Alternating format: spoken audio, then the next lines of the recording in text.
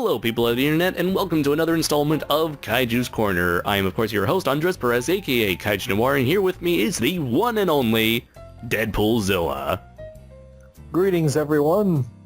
And so, for this episode of the Kaiju's Corner, I decided to bring my own topic to the table, and this is a topic that has actually been, the topic itself was not proposed to me, but the subject matter is something that has been brought to my attention multiple times ever since I made my review of Godzilla vs. King Ghidorah back in 2015, I want to say. And so in Godzilla vs.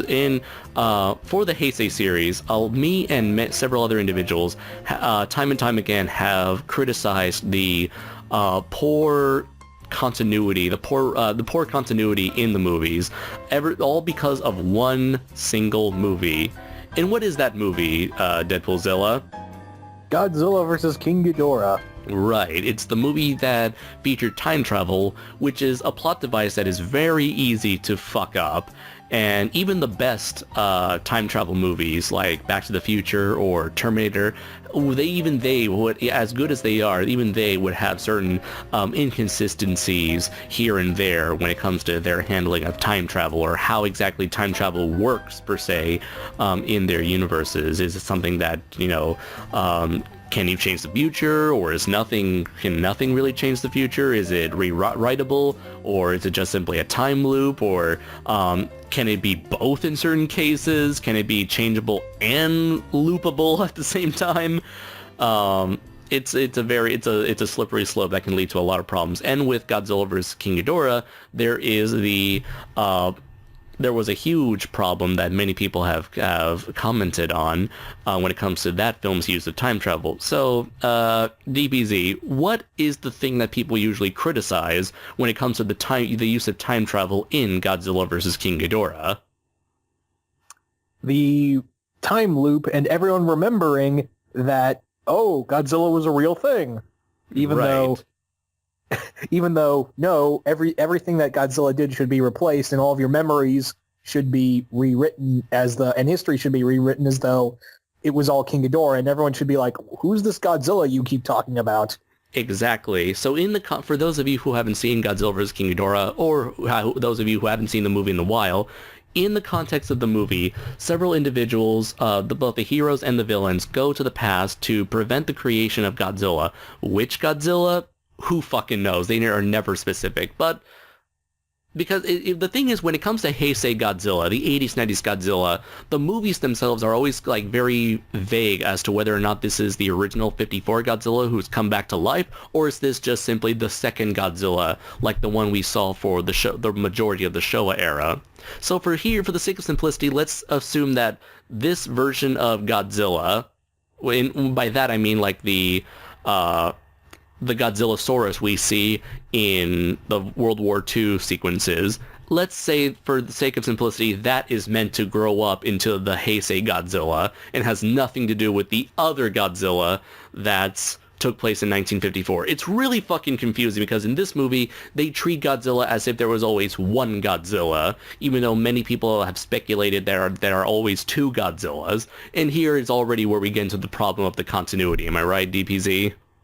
It is exactly what it is. The movie itself treats Godzilla as if there was only one that ever existed, but many people would like to say there are two Godzillas. Many people say there are three Godzillas. Many people would say that there are two Godzillas, but they got rid of one Godzilla and made a new Godzilla. It's very confusing, but I want to say that maybe 54 was its own thing, and nobody ever touched that movie. And whenever they talk about Godzilla in King Ghidorah, they're only talking about the 80s, 90s Godzilla. So, these characters, they're trying to get rid of Godzilla, and by that I mean they're trying to get rid of Heisei Godzilla, I want to say.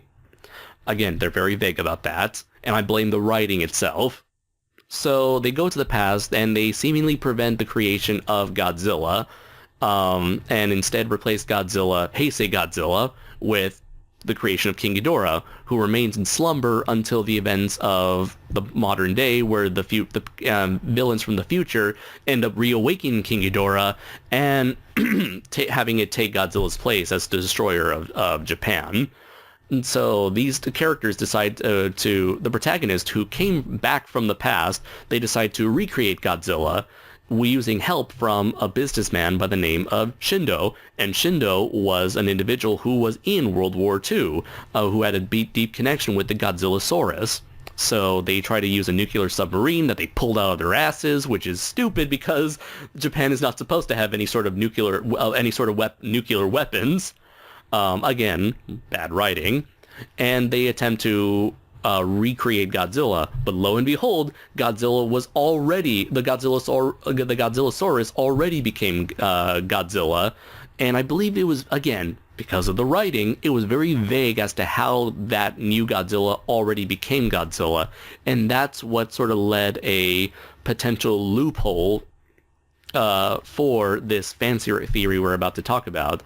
So for the rest of the movie, the Godzillasaurus is already Godzilla, and so it absorbs all the nuclear energy from the nuclear submarine, and as a result, it becomes the new 90s Godzilla, or the new Heisei Godzilla, that eventually takes charge for the rest of the Heisei series.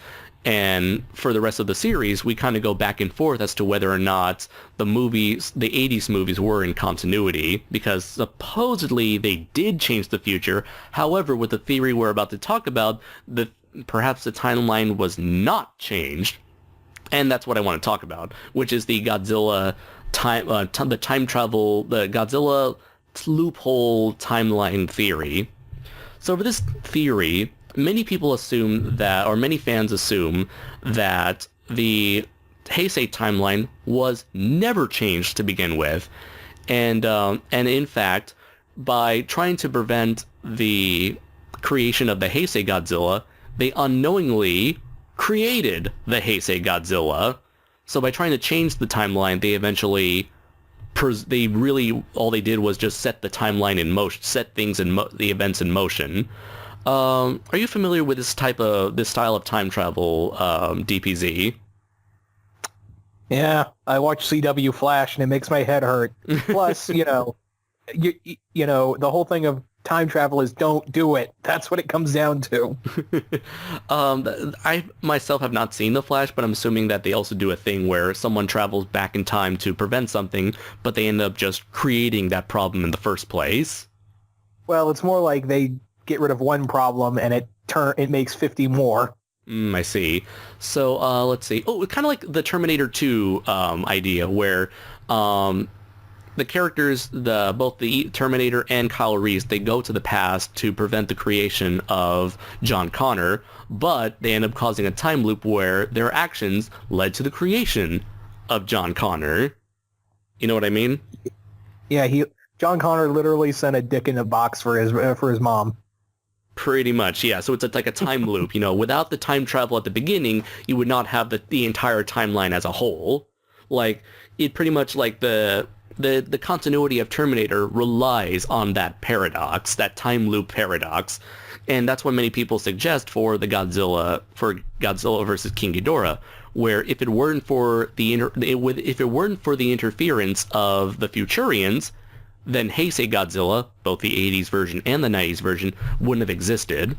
So a lot of people like to theorize that they moved King Ghidorah, the Godzillasaurus, off the island, off Lagos Island, and at some point in the 70s, it was mutated by nuclear waste, as it was vaguely described in the movie.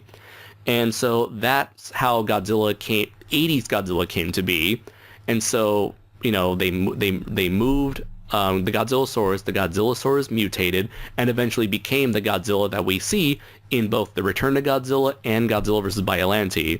So the status quo was preserved, the timeline stayed the same, and that's why everybody still remembers Godzilla. And that's why Godzilla vs. Biollante is referenced in Godzilla vs. Space Godzilla. So a lot of people like to think that the timeline was never changed at all to begin with, but rather was just a time loop.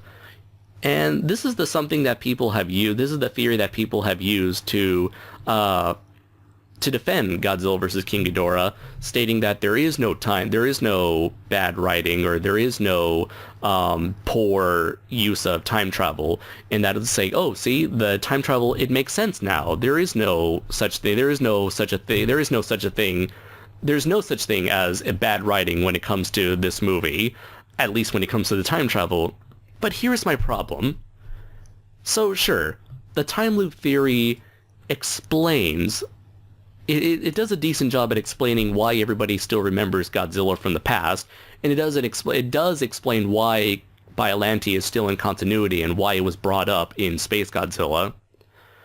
However, my issue is, it doesn't really explain everything, because if everybody still remembers Godzilla, and Godzilla still, the status quo still remains the same, why is it that nobody at all at any point in the film tells this to our protagonists? Because if you remember, our protagonists, they come back from the past, and they said, oh shit, Ghidorah's running around and we don't have Godzilla anymore.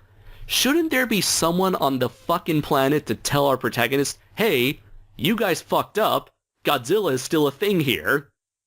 Or it's like, at no point did these characters, when they decide to recreate Godzilla, at any point did anyone on the planet tell them, hey, you don't need to do that, Godzilla is still a thing? And here's the thing. Shindo never went time traveling. Shindo remained, in the present. And so, if you remember in the movie, the protagonists approach Shindo with the idea of recreating Godzilla. And with Shindo existing in the present, don't you think he would have been the one of all people to tell them, hey, you don't need to recreate Godzilla with my submarine, because Godzilla is still a thing, because I remember him, because you didn't change the timeline. But no, Shindo goes ahead with it. I mean, he still remembers Godzilla. He still knows what a Godzilla is. Again, because of poor writing. He decides to lend them their nuclear submarine to recreate Godzilla. And the reason why Godzilla is already mutated, as I mentioned, was he was mutated previously because the location they sent him to was filled with nuclear pollution, or eventually was polluted with nuclear waste. Nuclear, yes. So yeah, Shindo, you'd think that because in this time loop theory, Shindo lives in a timeline that has never been altered, so you think he, of all people, should have been the one to tell our protagonists, hey, you don't need to do any of this shit because Godzilla is still a thing. So it's like... the weird thing is, they don't act like, when Godzilla shows up to attack that nuclear sub, they don't act like, oh, Godzilla was here the whole time. They just say, oh, he was here the whole time. Oh, shit. Right. And when Godzilla himself reappears, they treat it as if like, oh, this is the first time in forever we've seen Godzilla. Yeah. Which, by the way, that would be bullshit if Godzilla was still alive in this film. That, he would not make landfall, if at anything, to fight Ghidorah over territory. Right. And it's really, this is why I don't think this theory works, because it tries to explain why the 80s movies are still in continuity. It tries to explain why why everybody still remembers Godzilla, but it doesn't explain. It really doesn't work within the context of the movie, because I really feel like within the context of the film itself, the film is trying to tell us that Godzilla the status quo has changed. Like, everyone acts like the status quo has changed, like both the time travelers and the non-time travelers. Everybody acts like something is different now. And so, according to the theory, everything is still the same, but the characters act like everything's different. And exactly. And the story needs that. The story needs there to be, the story itself, in order for, the drama to work, it needs the status quo to change. Otherwise, like you said, DPZ, if the status quo didn't change, then why didn't Godzilla approach King Ghidorah at any point, saying, hey, this is my swamp, back off? Or like to quote Shrek, what are you doing in my swamp? Exactly. And, had they, had time been altered, wouldn't that mean that not only Japan would be affected, wouldn't that mean that the entire Earth, the entire Earth would be infected by that change? Hmm. So that's my biggest issue is that the theory simply does not work in the context of the film. The theory works in terms of explaining the timeline, but it doesn't work for the events of the film because there are so many contradictory actions that are made in the movie if that theory is true. So it kind of just boggles the mind. And a lot of Godzilla fans are really keen on sticking to this they're really keen on sticking to this theory because they believe that this is the theory that will solve all the continuity problems and say, oh, there are no continuity problems because this thing just explains everything. And I'm here to say, Look, in my opinion, I don't think so. yeah, look, I love Godzilla versus King Ghidorah. It's Yeah, me probably too. my I'm not saying it's a bad movie at all. it's probably my favorite it's probably my favorite Godzilla film. Hmm. Having said that, though, I will openly acknowledge, yeah, this movie has problems. Yeah, definitely. And the thing is, I've always pointed to one simple problem, and that was simply bad writing. It looks like the writer of this film simply didn't know exactly how to handle time travel and just played around with it loosely.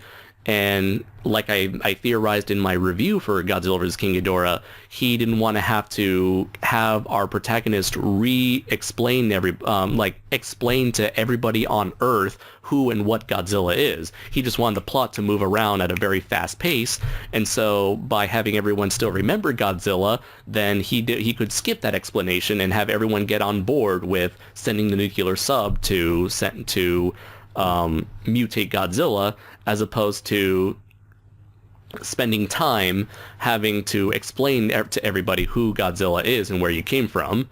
While that could work when it comes to the pacing of a movie, it doesn't work with the time travel. It just makes everything inconsistent, and that's how we got to this clusterfuck of a conversation and this insane time loop theory to begin with. And of course, everyone is like, oh, then why is Biollante still in continuity in Space Godzilla? That's just the writers trying to pull anything out of their asses for the sake of telling a story.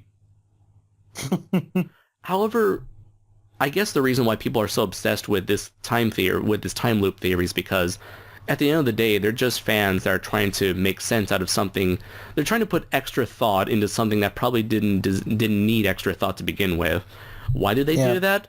Probably because, as fans, we find it fun to think too deeply into things. We like to find explanations where there probably might not be any This is my thing with what a lot of people are saying. When it boils down to it, it's really cool to do it's really cool to do, dark character pieces with giant monsters in them. I mean, hell, that's what 54 is all about. Mm-hmm. Sometimes I just want a giant monster movie to be a giant monster movie. Mm-hmm. And honestly, if you can exclude the time travel stuff, on a character level, Godzilla vs. King Ghidorah is a pretty fucking good movie. Even it gives Godzilla a character arc. Oh yeah, definitely. And it does bring us one of our most memorable human characters in the form of Shindo in that very emotionally compelling scenes, in the scenes where you see him interacting with Godzilla both as a dinosaur and as a horrific mutated abomination. Yeah.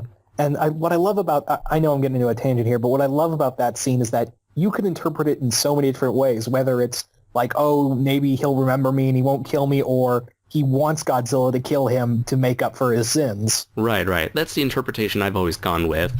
And wait, which one?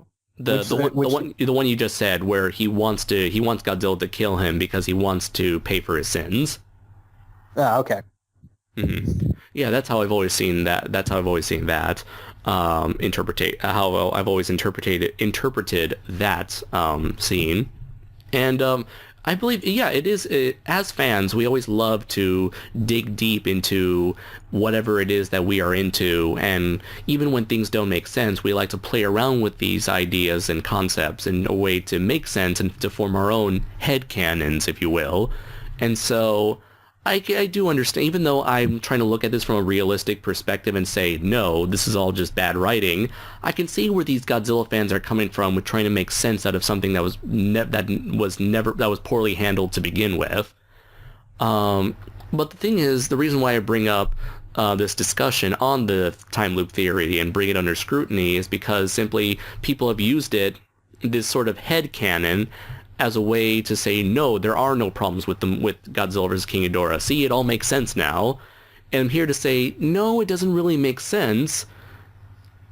And, looking at this movie both subjectively and objectively, this movie does have a lot of logical issues with the way it presents, it introduces and handles the concept of time travel. Yeah, but you got to understand, time travel is not like an official science. Right. There's no clear, definite way as to how time travel works. I mean, we've had various interpretations of the concept of time travel. I mean, heck, going to something like Dragon Ball Z, how apparently if you go to the past, you just end up creating an alternate timeline or an alternate universe. Yeah. Which is that's how... Mm-hmm. Sorry, go ahead. Oh, no, you go ahead first. Oh, I was going to say, again, it kind of plays into how there are various forms of time travel. That being said, the type of time travel we see in King Ghidorah, it's supposed to imply that this is a type of time travel where if you go to the past, you can change the future. And the story acts like this is the case. The characters act like this is the case. But if we're supposed to assume that, no, this is a type of time travel where nothing changes, you just create a time loop, it can work in the grand scheme of things, but it doesn't work for the narrative. And the thing is, knowing these writers for Toho, if the whole time loop thing was the case, they probably would have paid attention to that and make it part of the plot. You would have had the characters saying, "Oh, looks like we never changed anything to begin with." But going back to the original, to the future, when they time travel, when what's her name? Emi Kano, when she travels back to the future to create Mecha King Ghidorah, it's obvious that they did change the future because her friend tells her that Japan, which was the most powerful country in the world, was now a country that no longer exists. So it does prove for a fact that this is the type of time travel that can change the outcome of the future. So you're telling me that now this is the type of time travel that has both time loops and the possibility to change the future? You can't have it both ways. You got to stick to one when it comes to time travel. Oh, fucking Lord. See, this is what some call me Johnny was right when he was talking about the the use of time travel in his Sonic 06 review. Time travel is bullshit. Oh yeah, if you want to talk about real bad time travel, go look at Sonic 06. Oh Lord. So that makes like the time travel in that and the BS in that makes Godzilla vs. King Ghidorah time travel makes it look way more logical. Right.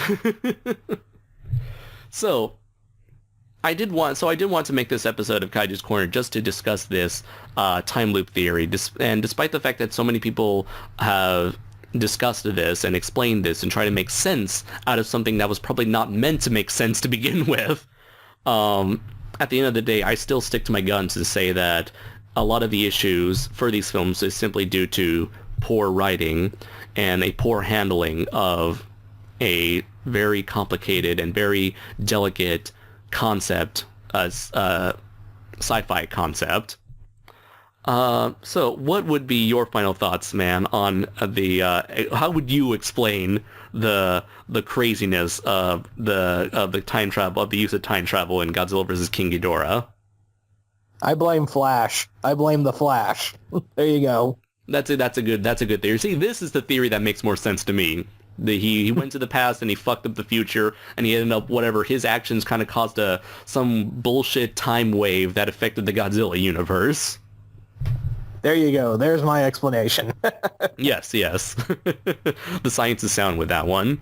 But overall, I do want to say, I do, like Deadpoolzilla mentioned, I do want to reiterate what he said in that despite the issues with time travel, I still think that Godzilla vs. King Ghidorah overall is a great movie in terms of, pacing, its effects, its characters, its portrayal of Godzilla and Ghidorah, in terms of, the fights, the music. A lot of it works so damn well that me personally, and I think Deadpoolzilla as well, we can forgive its sloppy writing when it comes to time travel and still appreciate the movie as a whole. The director and the writers of this film hadn't really done giant monster stuff. They had done, soap operas. That is very true. Yeah. The whole sci-fi big budget action movie deal was something that they were completely inexperienced with, and that would explain why, something like time travel why something like the writer and director could fuck up time travel so badly, because they've never really handled anything like that before. Yeah. And that's why you get a lot of great character stuff in this film. In a weird way, I feel like it balances out. Yeah. In that regard. Yeah, I would agree with that as well. But for anyone who does wish to include the time loop theory into their headcanon, more power to you. I pretty much like to use that phrase whenever, someone has an opposing viewpoint. It's like, hey man, if you want to, if you have this different opinion towards this thing and you have a different way of looking at the Godzilla timeline, yeah, more power to you. Believe in what you want to believe in whatever makes more sense to you. But me personally, you may bring up the time loop theory as a way to defend this movie. For me, I don't think it's really that much of a valid excuse to explain the poor quality of the movie, because at the end of the day, that's simply what I believe is the case. Just a bunch of people who didn't know what they were doing and instead focused their priorities on other matters as opposed to the logic of time travel. So, yeah. That being said, I have been Andres Perez, aka Kaiju Noir. And I'm Deadpoolzilla. And thank you very much for sitting around for another episode of Kaiju's Corner. And until next time, everybody, take care. Take care.